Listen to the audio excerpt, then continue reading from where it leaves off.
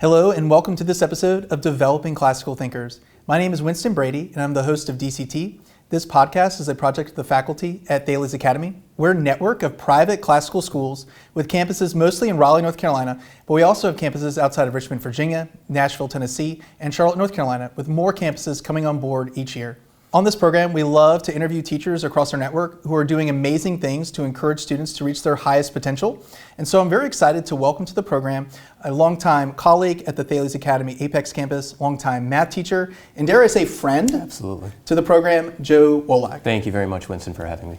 Joe, I can't thank you enough for your time coming to our program today and sharing with us your expertise and your insights to teaching math. Yep. Could you just start off telling us about your background, Sure. like where you're from, why you became a teacher? Yep. I know you're from Michigan, so you may need to hold up your hand to let us know exactly where in Michigan you're from. So I grew up just outside of Flint, Michigan, where I went to school right in, well, I guess I need to kind of turn it around, but right in mid-Michigan, kind of towards the eastern coast a little bit more. And I went to college in Michigan, and I taught for 1 year up in Michigan, and then I took a job in North Carolina. I've been here for the last 17 or 18 years now, so I've been teaching math for a while now. Yeah. So. Why North Carolina? Well, I mean, honestly, like what happened in Michigan, there was a lot of like economic crisis going on, so I had to kind of find a job and start my career in my 20s. And I had a friend of mine who taught in North Carolina, and there was kind of a hiring boom going on in North Carolina.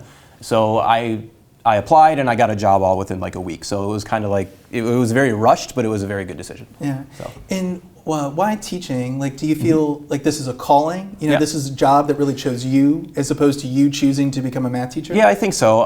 My mom was probably my inspiration behind teaching. She is a retired teacher up in Michigan, and it's just kind of something like, finding like the love of learning and how the profession was with her really was my motivation behind it. I really enjoy obviously like helping students and things like that, but also like developing the next generation. Yeah.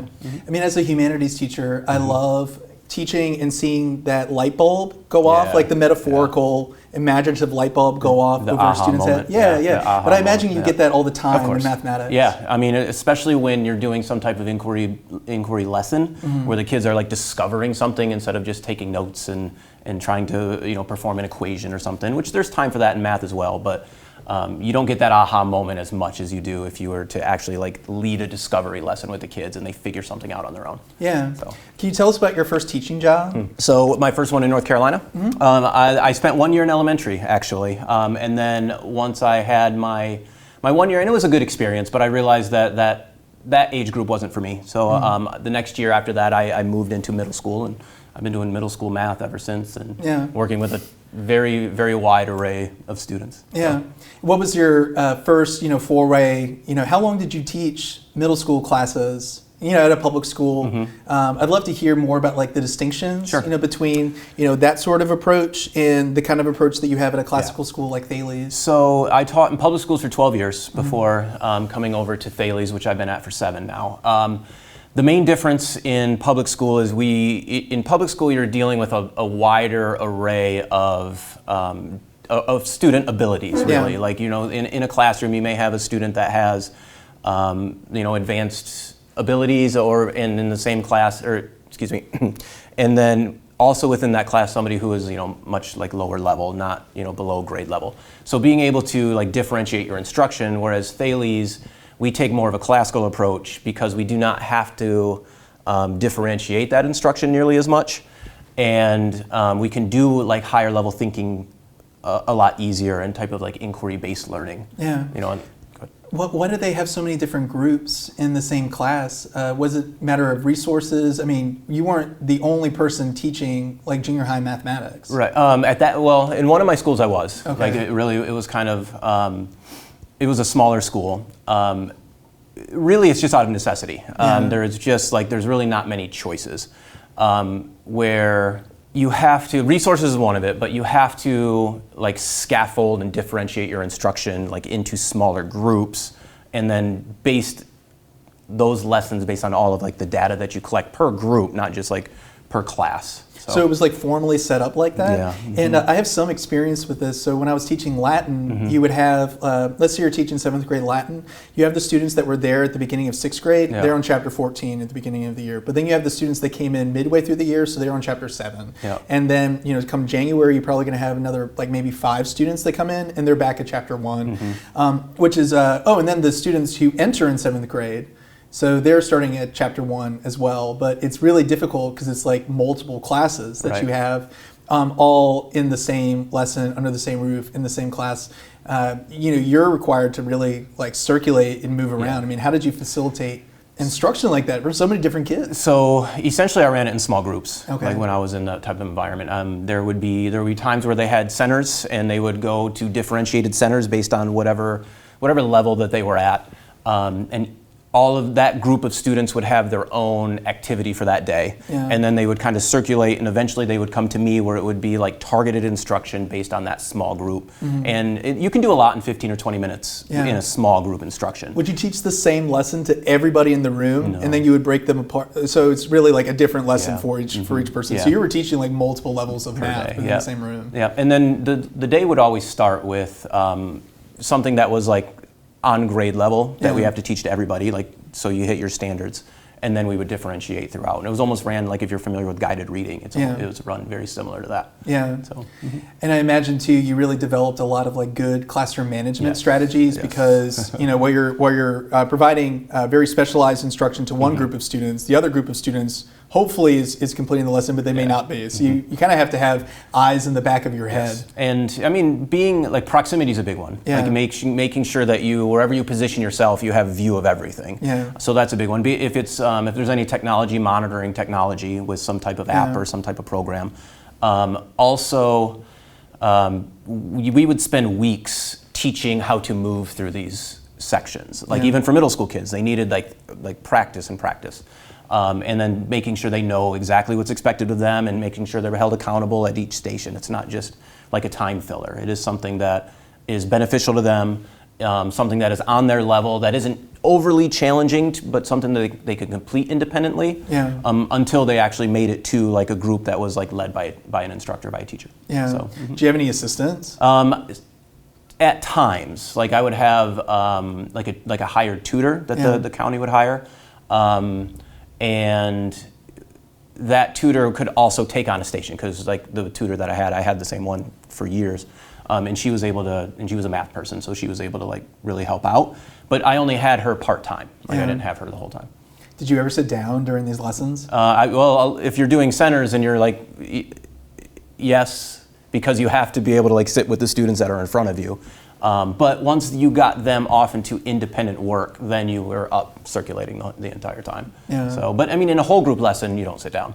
Like you always are moving around and going from group to group or student to student, whatever you need to do. Yeah. So, do you have a story that really typifies this experience teaching in a local public school? So the school that I was at, it was kind of an alternative school, and there was a year where one of my class sizes was like into the 40s. Okay. And so to try to manage that was the year that was a tough year, but at the same time it was pretty rewarding. How but big was the room? Yeah, it wasn't to accommodate all these kids. Are you teaching math in the gym? But yeah, it was like standing room only. Yeah. And there were we had groups like when I had that tutor, the group would be out in the hallway, because we couldn't really accommodate all the kids. What? So yeah, it was insane. 40s, so high 30s, somewhere in there. Yeah. I mean, so much of like what we try to offer at Thales Academy is almost an alternative to the local public school. But I know though that there are untold numbers of like really dedicated educators, coming through trying to make the best possible learning experience possible for upwards of 40 students that you have like in your particular room there. So hearing these stories is just it's really encouraging, knowing that like in a lot of public schools in large like metro areas, you hear stories of them not like serving the needs of students well. The floor is really teaching students to read, and like every year the number of kids who are reading on grade level drops lower and lower. But if you can, if you have the talent, the hard work, ethic, the willingness to do whatever it takes in order to provide the best possible instruction. It's really, really valuable. I mean, Thales is there for those families for whom the local public school doesn't have teachers like Joe Wolak. Now Joe Wolak is at Thales Academy. So when did you come to Thales, and what prompted that move? So this is year 7 at Thales. Well, the main thing that prompted the move was like family dynamic. Like my wife was we were having our second child and wanted to get closer to family. Yeah. She's from the Raleigh area. Okay. And then I saw the opening with Thales, and for a middle school math teacher, I had a friend who taught at Thales and had great things to say about it, and he had been trying to get me to come over for the last few years. Really? Prior to come over. Who was that? Jeff Bessler. Oh, okay, Yeah. I miss Jeff. Jeff is a really good guy. He was a former athletic director at the Apex campus. And he had tried to recruit me for years, and I'm like, maybe one day, and then so I came over and interviewed. And all my experience was all within like the public school system. So, but Thales was very new to me. Yeah. What was the first year like? I mean, did you feel like you were just really able to soar as a teacher? Because if you want to facilitate those really wonderful aha moments for students, this is kind of set up for the math teacher to do that. Yeah. We do have some differentiated instruction going on, but it's not the same as what you're describing. So it was an adjustment, but mainly because of the caliber of student that I started dealing with, and like the way that classroom management works differently in the two different environments. So there was an adjustment period, but I think like with experience, it was a decently easy adjustment. Like it wasn't that bad at all. But I think the second year that I was in Thales, once I had that year under my belt and I kind of knew what to expect and could, do beginning of the year planning and just kind of understand how the program works, that's the year that I think I kind of soared or really begin to take off. Yes, exactly. So what classes have you taught? So I've taught anywhere between course 2, which is our 7th grade math, all the way up until algebra 2. So I've taught 7th grade math, 8th grade math, so course 2, course 3, algebra 1, geometry, and algebra 2. Okay. Yeah. But predominantly it's been course 3, which is 8th grade math, pre-algebra, algebra 1, and geometry. Okay. Do you have a favorite amongst those? Well, it's kind of funny. Also, would you have a favorite math course? Because it's all math. So, it's not like, when you say like, oh, I'm a history teacher, and your favorite is like modern European history, it's because you really like, say, like the units on the 20th century, like World War I and World War II. Maybe you really like Winston Churchill. Obviously, I do because like that's fine. But like with math, I mean, is there one that you maybe has the most aha moments? So, and I think that when I came to Thales, I was more comfortable, and I just was all about the algebra. Yeah. Whether that was algebra 1 or algebra 2. Though it was what I was used to, it's what I taught in public schools, and there was like a seamless transition there. Yeah. And then I started teaching geometry, and even as a kid, geometry was not my favorite. I didn't love it. I liked the concrete philosophies that algebra has. Yeah. But over the years, geometry has actually become probably my favorite class to teach, just because of what you were talking about. Like, it lends to discovery learning a lot more than an algebra class does, so it's easier to get those aha moments from the kids, in my opinion. So over the years, geometry has been my favorite. Yeah. Is that largely, so how might you structure like a geometry lesson different than an algebra lesson in order to get those? So like, do you have sticks and sand? Like some people use that terminology. Plato's Meno, one of the dialogues, Socrates describes, teaching a geometric proof using really just like a stick and some sand in order to show like shapes and properties of triangles and circles and things like that. One of the keys with geometry, especially when it comes to proofs, is that you need to make sure they have the prerequisite vocabulary. Yeah. And once they have the prerequisite vocabulary on a lot of these proofs, then you can just have them kind of work their way through a proof, really. And there's always multiple ways to get through a proof, and it's good to have the kids like find different ways to get through the proof, present different ways to get through a proof. Also the same thing with like formulas. Yeah. Instead of just saying, okay, the formula for the volume of the cylinder or something like that, you can really teach on why the formula exists and like how it is derived. And like there's a lot of discovery that you can get from having them really just discover the formula themselves based on like prior knowledge. Whereas with algebra, again, it's more concrete, and obviously you can build off of prior knowledge, and you can still do a lot of analytical things and good high-level questionings with algebra as well. But geometry just seems to lend to that a little easier to me. Yeah. So. How would you set up, say, a lesson where maybe the students are to deduce the volume of a sphere or something akin to that? So I think that a sphere is a little bit different because it doesn't build on another formula. Yeah, you know, what would be better than a cylinder would be good. You can talk about because they have the knowledge of like two-dimensional shapes, and we've talked. You know, at that point you've talked about like lateral surface area and like how volume relates to lateral surface area and how volume relates to all the other formulas that they know. A good one would be a cone versus a cylinder, or any type of prism versus a cone or a pyramid, where you have like 1/3 the area of the base times the height just versus the area of the base times the height, and show that like a lot of ways, like whether that's visually or actually like manipulating different volumes, and how the volume of a cone or a pyramid is will always be 1/3 of the prism with the same dimensions. So like those types of lessons are really good for. What does math education, high school and college, like really look like as far as like preparing a teacher to like actually teach math? Because you went through an education program, like by and large. I think they're not reading Euclid, are they? No. I think it depends on. That's a huge problem. Everybody should read Euclid. I think a lot of it is going to be dependent on what level that you teach. Okay, so my education my degree is in elementary education, and then the middle school add-on licensures and things like that, versus a high school level education program is going to be more content oriented, whereas like the middle and elementary is going to be more like psychology oriented, classroom management, like those types of things. They don't talk about like you get content, but not to the level that's required to teach high school. Did you find those classes to be helpful as far as preparing you to be a teacher? I hear like really crazy stories across the board, especially like in humanities areas where they're reading authors, and there's like very little like pedagogical instruction. So anytime you get experience being in front of a classroom, it is valuable experience. Yeah. So that would be one reason. So my student teaching was a very valuable experience for me.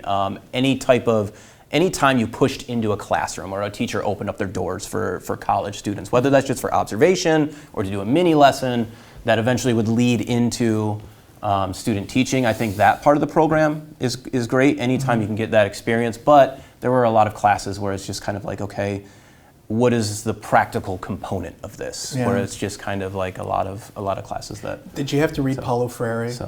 No, Paulo Freire. Sorry, The Pedagogy of the Oppressed. He's like the third most popular book on academic syllabi. Yeah. And he's born in Brazil, committed Marxist, and then he was a professor of education at Harvard for like decades. But that would be the one book that, you know, maybe is like a red flag if it's on the program somewhere, because the word is pedagogy, but he doesn't really teach anything related to pedagogy. Right. It's very much encouraging teachers to really think of themselves as like activists. Right. So, but you didn't read that. No. Oh, that's good. No, okay. No. So.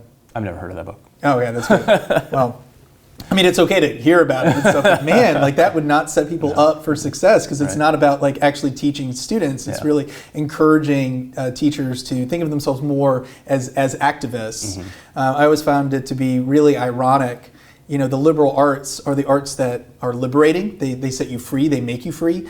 The grammar, logic, rhetoric, and then the quadrivium of geometry, arithmetic, music, and astronomy. These are ways of thinking, ways of finding truth in the world around us and being able to communicate that truth. You know, knowing what is good and persuading others to choose what is good too. And so, if you encourage people to like think of liberation, that's the word that just comes across like the pedagogy of the oppressed over and over again. In any other way that's not rooted in like the liberal arts, I find that you're really setting the teachers and the students up for anything but success. Right, I agree. So, but those aha moments. Yeah. So, I don't know, let's get back to those. Okay. Especially like some of the practical things, because if you don't have structure in your lesson plans in your classroom, it's really hard for the class to get this really difficult but really wonderful math lesson. Yes. So, do you have rules for your class? Of course. If you teach middle school, classroom management is where you have to. Like, what are your rules? It doesn't. So, I mean, really, rules are. Classroom procedures, I think, are better than like when you say like rules. Like rules are like falling within, in our case, obviously Thales Yeah, Like I mean, a lot of that is set right. from the higher ups. Which I like it should hypothetical be. scenarios too. Which it should be. Yeah. It makes it easy to establish boundaries, and if a student walks past those boundaries, you can say, well, this is the rule that you broke. This is a school rule. This is what we do. So it's easy to like be able to back that, have that backing. Yeah. Classroom procedures goes, I mean, every teacher should have their own procedure to whatever fits their personality well, and can keep the students and put them in the best position to learn. Like middle school students need to still have a lot of structure. Yeah. They still need to come into class, and you know what, when the bell rings, you need to be seated, ready to go. You should have a seating chart, like those types of things that are procedural that just make the class and maximizes the time of the class. Yes, that's the point of the procedure. Class time is a precious resource, and you should treat it as such. Yes. So I have 3 hypothetical scenarios. Sure. Can I share them with you and let you, because you have a lot more like experience teaching than I do in a variety of institutions, and honestly some really hard fields that you've been sowing, harvesting, reaping in, and so forth. In math, the stakes are so much higher than, it's important, like students, it's just one of those fundamental KPI, metrics, just how much a student is on grade level for mathematics. Yeah. First hypothetical scenario. Sure. If someone is talking, you should not be talking. What do you think? 100%. Okay. Like that's just respect. Yeah. Like, like when you're talking about classroom rules and procedures, every teacher starts with like, you need to be respectful, right? Yeah. Well, what does respectful look like? Yes. A lot of times teachers will not explain what respect means to them in their classroom. So like to give them examples in the first 10 days of school or whatever of like, okay, this is how, like, this is respectful behavior. This is what I count this, as. So like if someone is talking, you are not, like that is rule number 1. And it's not like if your volume is at an appropriate level, you can talk, or it was some amazing thing that you had to tell your best friend. Like, no, it's just if someone's talking. You're not. Yeah. No. And there, it's not even the teacher. It most likely would be the teacher, but if it's another classmate, you want to be showing them that same level of respect. Yes. So, second hypothetical scenario, if we're working, you should be in your seat. Yes. That one's not, I have reasons for that, but there's some gray area. I guess that depends on the activity. Yeah, if we're working. Yeah, so I would rephrase that is, if you're supposed to be working, you're working. Like, well, I guess like we're always working, but I think you mean like more independently, like talking about independent work. Yeah, like if you're presenting a lesson, so you've got a math problem up on the board, you've got some instruction that you're going through, and then some independent practice.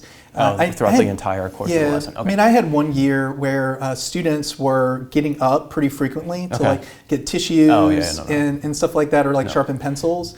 And I don't want to be like draconian, right? Like you can't get up out of your seat. Right. I'll just get the tissue box for said student. I'll bring a trash can over to said student. I'm happy to sharpen pencils just because a student getting up out of their seat, walking across the room, they're liable to trip over backpacks. They're liable to, I had one student that would basically work the crowd as he got up to like blow his nose or something, like he was a politician on campaign. Yeah. And it's just a waste of class time, So I have dedicated times where the students are allowed to do that type of thing. Like if I am in the middle of any type of lecture part of the lesson, then no, they're not getting up, they're not sharpening pencils, they're not doing any of it. And that's the spirit of the law, right? We're working. Let me serve you, because if you're used to circulating already, then you're probably really good at, say, like getting a pencil or like getting, I'm sure you have a cup of sharpened pencils. Give them a pencil, exactly. Like little golf pencils really is all they need, just to let them borrow one for a little bit. Same with like that's tissues and things like that. Yeah, I mean, you can get those on Amazon for really cheap. Yeah. And it's the same with like restroom breaks. Like, I mean, obviously if a kid is like, if it's an emergency or whatever you want to say, but like restroom breaks happen during independent work time, or whatever, or a guided work time, depending on the flow of the lesson and how much independent work time they actually have. But they should not be getting out of their seats if there's any type of presentation going on. So that's my philosophy on it. Sometimes I joke that an angel loses its wings whenever a student needs to leave the room during a lesson. Kind of like It's a Wonderful Life. But I joke about that with students that an angel loses its wings whenever you have to leave the room during a lesson. I mean, it's cool, like bathrooms and so on. Do you have a procedure for that? Like, sometimes people have like a clipboard or a QR code. We're now using like a smart pass at the Rollsville campus, and that's just to keep data. Like emergencies are rare. Right. So. Exactly. So I used to have more of a detailed procedure with it, and over the years, like once you set expectations for students, like they really don't leave those boundaries nearly as much as you would think, right? Yeah. So, I mean, my procedures really are very simple when it comes to like a restroom. Like it's really just like one at a time kind of thing. And then I will always kind of keep like a mindful note on who's going all the time, you know, and then if that conversation needs to take place with a student, with a parent or something along those lines, then I'll have that conversation. But keep in mind at the time that they're gone, you know, that's a big one. Oh yeah, if they're gone for more than like 10 minutes. Exactly, like something else. They're probably on their phone. Exactly. Right? So I don't have problems like with people abusing, with the students really abusing that. If I had to go to a procedure, then you know I could back that off, and I would, and you could sign out or something along those lines. Yeah, just something to keep data. Exactly. So. And with cell phones, like we have a really strict policy at Thales that you're not allowed to bring it out. Like we've kind of settled that students may have it in their backpack, like turned off in the case of emergencies, but it shouldn't be traveling with them really from class to class. And if a teacher sees said cell phone, then they need to carry it down to the office. My record in a day is 7 cell phones. I'm curious as to what your record is. Not 7, but I don't know, 2 or 3. Okay. I don't see them out in class, but that's again like if you establish that at the beginning, and then they realize that you're going to hold them accountable to that, then again they don't even really try. Yeah. You know, I don't think I don't see them out very often at all. You know, so. My last scenario is if you have time to lean, you have time to clean, which is something I got from McDonald's, corporate culture. You know, if you don't have any other work to do, you should probably grab a rag and start like polishing something and making it look pretty. There's always something to clean or to wipe off. I've never really enforced that, to be perfectly honest. But I love referencing that to students, just that class time is a really valuable resource. And if we're really done, and you know, if you're a good teacher, you always have another part of the lesson that you could go to, or frankly just go on to the next lesson. But I at least want to communicate that, you know, this is a valuable time, and we're going to use the time that's given to us to the best of our ability. If you are consistently having a lot of time at the end of a lesson, you need to reevaluate what you're teaching, your pacing, right? So you should not have, whether that's a block day, 90 minutes, or if it's just a 45-minute lesson, like you need to reevaluate your pacing and your lesson plan. Now, that doesn't mean you won't have 2 minutes every now and then, kind of at the end. I agree with you. They should stay busy. You know, because especially in middle school, you know, a lot of the issues that you have classroom management wise is just because the kids aren't busy anymore. Or maybe they're bored. Yes, right? like they have to be engaged and they have to have something to do. You know, something productive to do. I do like that saying that you had, it's not bad. And especially like because it can be a beast to always cleaning up after all these children and things like that, and really like procedures in place for that is really, and teaching them the responsibility that you need to keep this area nice because it's a shared space anyways. But yeah, you shouldn't have a ton of time at the end of a lesson. So, would you say you're a pretty dynamic teacher? Because if students are acting up, they're probably bored. You know, so you probably need to like reevaluate how you're presenting material. Agreed.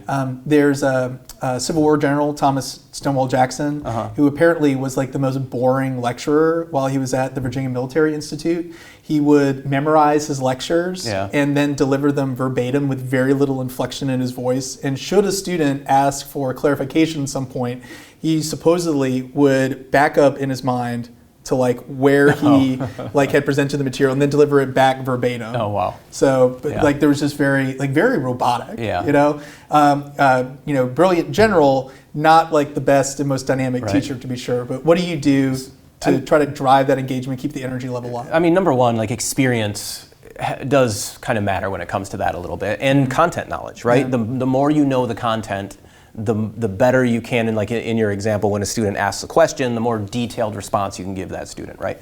I think that when it comes to dynamic delivery of instruction, every teacher is going to be different, and I don't think it's a prerequisite to have this dynamic personality in the classroom. You can be a very effective teacher with a more dry delivery, as long as the activities involved get the students thinking and get them I mean, collaborating and get them presenting and things like that. So I wouldn't consider myself dynamic, no, but you're pretty likable. Yeah, and I think I'm personable, right? But I don't think I wouldn't consider myself dynamic and like full of charisma and things like that. But Galileo supposedly was a very dynamic lecturer while he was at the University of Padua. Really? Yeah. But it's like the high Renaissance. Right. So I think everybody really had that really dynamic and probably that confidence that mathematics, is a way of profoundly illustrating the truth that we see in the world around us. Yeah. But I think that, and he was probably just really excied about what he was teaching. Right, and I have that energy for the learning process of students, right? Yeah. And I think that I have that, and again, we go back to kind of geometry and like how I've kind of found a love for it over the last 7 years, and teaching geometry and the aha moments that it brings. But I think that when you build relationships with the students, and like that's why I find the beginning of the year to be just vital to a middle school teacher's success. Like it's where you have boundaries and you build those relationships and things along those lines that it helps like ease any type of tension in a class, and there's a lot of classroom management pieces that go into that as well. So. Would you recommend not smiling until Christmas? I guess that depends. It depends. If you're a naturally kind of energetic and bubbly person and you're attempting not to smile till Christmas, you might seem insincere. Yeah, the kids are going to see right through that. I think like the key is confidence in the classroom and just be yourself. Yeah. Like I think that trying to be somebody that you're not isn't going to help anybody. Like it's going to be stressful on you, it's going to be stressful on the kids, and they're going to see right through it. So some teachers that works really well for because they are just naturally strict. But teachers that might have like a different type of personality than that, I don't necessarily agree with that statement. Now, I also believe in like setting boundaries and consequences when they push those boundaries and step outside of those boundaries, but also making sure we encourage them when they stay within those boundaries academically. I think that's such a good point, because it's really easy to ding students when they do poorly, but they don't always hear encouragement when they do things well. 4-to-1. Yeah. 4-to-1 ratio. Really? Yep. Okay. So like, because we all get You're those. a math guy through and through. 4-to-1 ratio. Walk me through that ratio. Yeah, so to me, it's like, it's so easy to have a day where you're just like, man, everything is like, these kids, what are they doing? And I'm just like, I take, for us live school, I take live school points here, here, here, and it's just like, sometimes you just need to back up a little bit and kind of look around and like realize the good things that the students are doing. So my 4-to-1 ratio that I try to maintain is you should have 4 encouraging, whether that's live school points or whether that's just like verbal affirmations for every negative consequence that a student has also, because nobody wants to just kind of have negative consequences all day long. It's just, it doesn't create a good environment. And I imagine that you're just like continually trying to find ways to praise students for, without being like overly effusive and insincere, but ways of encouraging, hey, that was really good. I don't know. I mean, walk me through. Like, are you just trying to be as encouraging as you can? Yes. Matter of principle. I don't think that you're counting. No, I'm not. But like the only time I think of the 4-to-1 ratio is when I have a day of, man, it's just been nothing but negative things all day long. Like, and it's like, okay, let's back this up. And so then I try to make a point to do it. Yeah. But you're right, the sincerity has to be a part of it. Like, students can look right through it if you're insincere. But if you are a naturally encouraging person, it comes more easily, I guess. But you should always try to focus a lot more on the positive things that the kids are doing, and then the classroom management kind of falls in place when you do that. Yeah. Right. So. Do you circulate? All day. Okay. Yeah. All day. Yeah. Do you like teaching from just anywhere that you are? Yes. I teach from the back of the room because the presentation is, so I'm like behind them. And, so. Having the ability to take notes and show them on the screen, from anywhere in the room. I've never liked just standing up at a board with a marker and being able to, like, there's too much going on in a classroom to stay in one place all the time. Yeah. So have you always taught with an iPad? So no, that's just when I came to Thales. Yeah. There were other things that I had in public schools, but no, the iPad, and this is the best because it's mobile. Yeah. I don't have to stay in one spot to show something. And I love circulating. I mean, I joke about teaching like a shark, because sharks, like by and large, don't move. I'm sorry, they don't stop moving, Right. or else they'll die. Yeah. You know, they have to keep water circulating over their gills so that they can get oxygen to continue swimming and whatnot. But I love just that principle, because proximity is really good for classroom management. Like if you're sitting at your desk, like the kids are probably going to take that as an opportunity to start goofing off. If you're not close by, and if you're teaching from the back of the room, you can see what's on their iPads and what they're writing. It's not. I'm sure you've heard of like the helicopter move for teaching, where like somebody does a bad thing and the teacher like helicopters over to rebuke them or something. But like that doesn't really work, because you're just calling so much attention to that student. If you're circulating, you could tap on the desk and like maybe whisper, like, hey, let's get back on task here. With experience comes the ability to solve a problem before it starts, or without drawing too much attention to it. Machiavelli says the same thing in The Prince. It's really valuable if you can spot something before it becomes unmanageable, unsolvable. For new teachers to be able to come in and do that is rare, and I struggled with that my first few years of teaching as well. And then it is something that you just kind of gain experience with over time. Once you've had the problem, that, like this is probably going to be most likely going to be a problem that happens again in the future, but you just learn to deal with it before it even starts, or deal with it without really even stopping teaching. Like you don't even stop talking, you just kind of like look or walk over somewhere, and it fixes itself most of the time. Yeah. Right. Okay, so circulating, really good practice. Teaching from the back of the room, really good practice. There's some nice educational jargon from Teach Like a Champion about breaking the plane. A lot of times, like teachers stay in like the top like 20% of the class, but the students are in the bottom 80%, like just geographically spread around the room. And so if you can break that plane, it's a good way of checking in with students, keeping them on task, and things like that. What about lesson planning and prep? Because we've talked before, like you always review the material that you're going through that day, which sounds normal, but it's not. Right. The key is if you're going to teach at a classical school, and this is one of the biggest adjustments I had coming from public schools. If you're going to teach at a classical school, you have to be prepared to ask higher level questioning to garner a deeper understanding. Like with our math, Saxon, like it's very laid out for you, but at the same time, like I will go through those examples or that lesson and think about questions that I want to ask the kids to make them gain a better understanding of it, or even add some things to the lesson. So you should always be going through the lesson instead of just saying, oh, I know how to add decimals or like whatever it is, and just teaching straight verbatim from the book. Like the kids can read, they could just read it themselves. I think that it's our job to foster a deeper understanding of that lesson every time we teach. And sometimes conversation doesn't always lend itself towards that, so you've got to come up with it to start sparking that conversation. And that's my philosophy with it. One thing I've found myself telling a lot of teachers just in coaching, modeling, and so forth is, let's say you have a really good explanation for a question that a student asks, like how do you add X to Y? Like I could give the answer to that, but I've tried like over the years to like really pull myself back and not give the explanation, but rather think of a question that could lead them to formulate that explanation. I mean, is that how you structure questioning in class?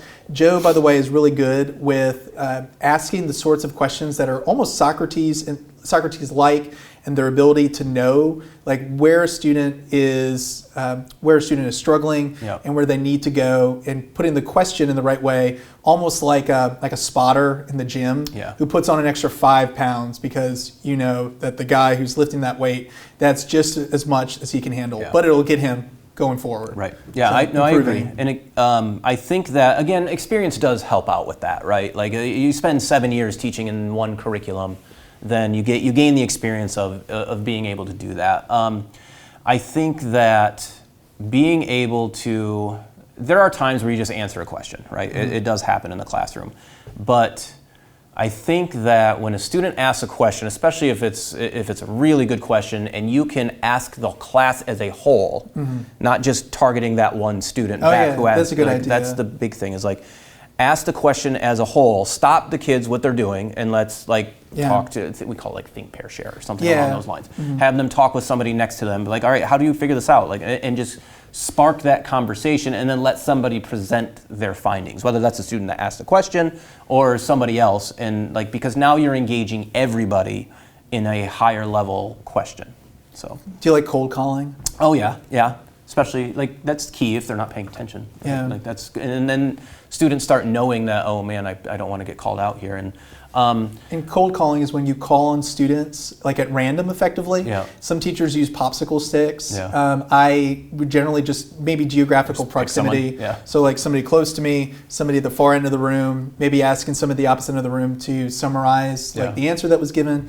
But it's a classical school, it's a private school, so everybody's paying the same tuition. Yeah. And if you call on students with their hand raised, a lot of times you're only getting the 5% of students that love math. Right. And why do you even need to be there? Because they can probably teach the material themselves. Exactly. So cold calling is a great strategy. I think that it depends on the question, because I don't want to set them up for failure. Yeah. If I'm asking some really deep level of understanding question that they need to know the answer to, but they may not be able to present that answer or have that yet. So I guess it depends on the question. But it is a great strategy for students to, once they are aware that you're going to do that, they tend to pay attention a little bit better. I think also a lot of times we don't have the students collaborate with each other enough. Yeah. We ping questions back and forth with the student and the teacher or something along those lines, but they really should. The goal is to get them collaborating and asking each other questions and answering questions and presenting their findings. And that can't happen 100% of the time, but that should always be the goal. Yeah, and the students who are the one who's writing, the one who's doing the talking, they're really the ones who are doing the work. Exactly. So it's a little we talk about the guide on the side or the sage on the stage, and I can't think of because your role really as the teacher in some ways, it's almost like you're diminishing in favor of the students. We're a facilitator. Yeah, facilitator. We should be facilitating learning, not trying to just hammer it at them. Yeah. Right. What's your biggest piece of advice, especially for a new math teacher? Because we're in that hiring season right now where we're bringing a lot of new people into the organization, and you need content knowledge and patience, I feel. Yep. But you also there's some real practical things that I'm sure you picked up that you'd love to share. So I think that if I'm coaching a brand new teacher, I start with make sure in the first 10 days of school you have the basics. Here's your checklist on how to run a classroom. Here are your basic classroom management strategies, and make them kind of non-negotiable, especially at the middle school level. Here's what you need to do that will kind of ease you into this, and then you can make it your own over time. That's fine. But these are tried and true, things to implement into your classroom. Seating chart. Number one. Those types of things that establishes a hierarchy. Yeah. You can't. We've heard the old adage you can't be their friend, and that's true. But that doesn't mean you can't be kind and respectful towards them, right?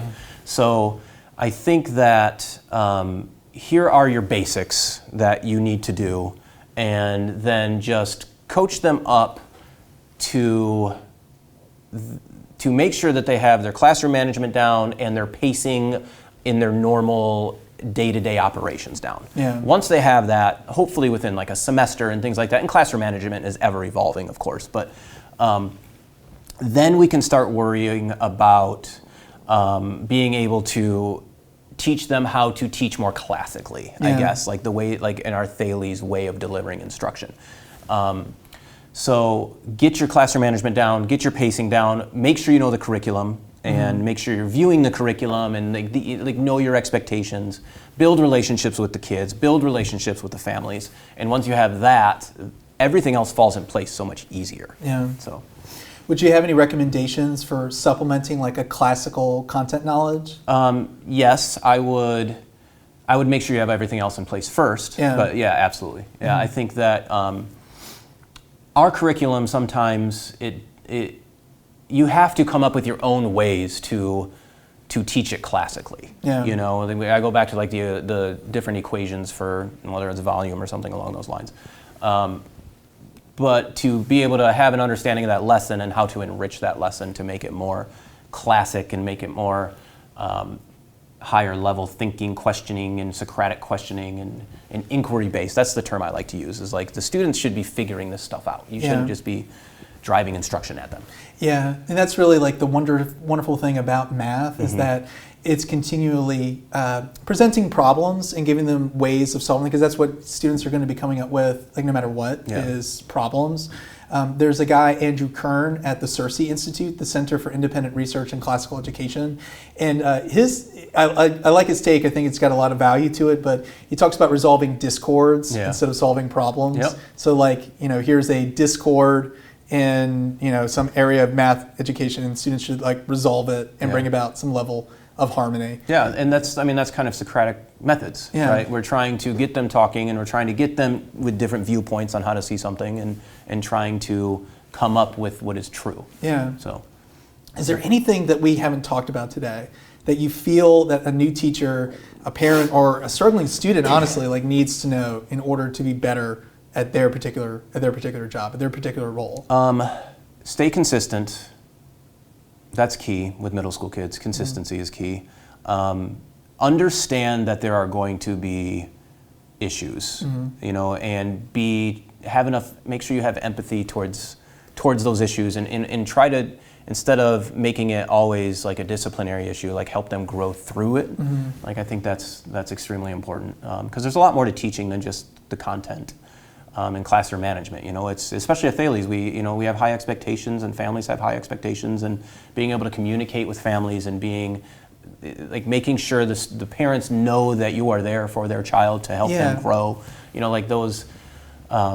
Like whenever you speak to a parent, the first time you reach out to a parent should not be because of something negative. You should always reach out with something positive. That's such a good tip. That should just be the title of the episode. Right. Like it should always be positive. If you can kind of tell that a student may, the first day of school, maybe they acted up, and you can just, a lot of times the students, they, trying to impress their friends or something like that. But if you can tell that it may be like a disciplinary thing, like down the road, like reach out to that parent that very first day and say how much you appreciated meeting their child, right?